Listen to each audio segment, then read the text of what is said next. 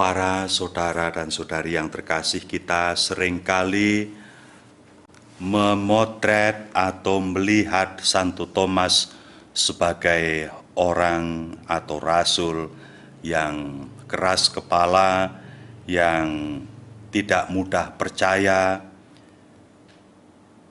yang tidak seperti murid-murid lain, tidak terlalu cerewet. Thomas agaknya sering menginterupsi atau sering mengganggu percakapan Yesus dengan para murid. Tetapi sesungguhnya melalui Thomaslah Yesus memberikan pengajaran mengenai siapa dirinya. Dan Thomas juga bukan orang yang tidak gampang percaya, melainkan orang yang percaya secara rasional, manusiawi. Ketika Yesus diusir dari Yerusalem, dicari-cari oleh para musuhnya, Yesus terpaksa meninggalkan Yerusalem. Tetapi ketika mendengar bahwa Lazarus sakit, Yesus berkeinginan untuk kembali untuk melihat Lazarus. Para murid yang lain mencegah.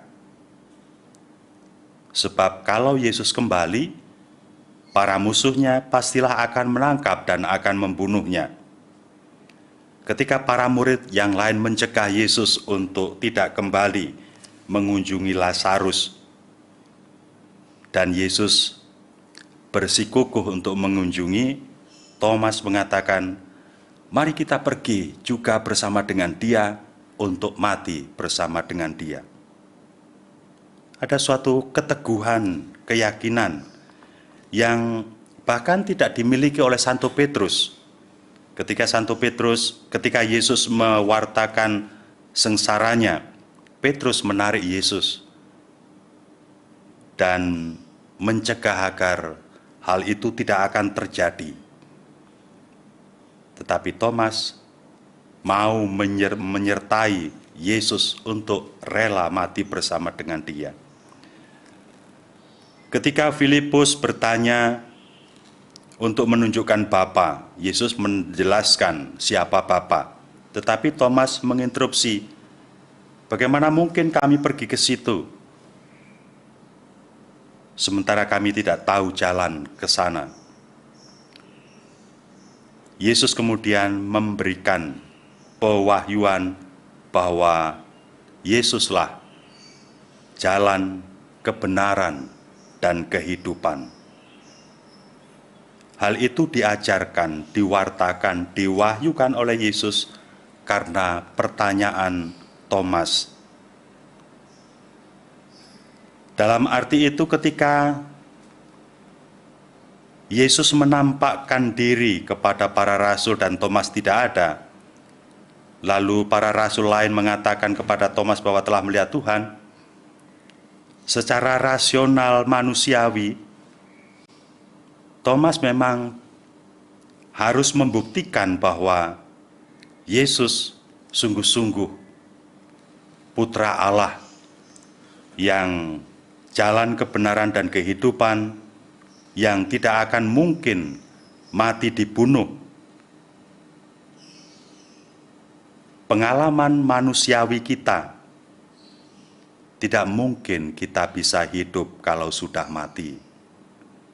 Pengalaman manusiawi kita pun sebetulnya mempunyai ketakutan untuk mati. Apakah Yesus sungguh-sungguh seperti itu? Belum pernah ada orang yang mengalami seperti itu. Dan berkat rasionalnya iman Santo Thomas, Tuhan mengunjungi kembali para murid, menampakkan sekali lagi, Tuhan tidak pernah berhenti untuk bersama dengan mereka yang percaya. Selalu dan terus-menerus, tidak melupakan juga mereka yang harus beriman secara rasional, secara waras, secara manusiawi.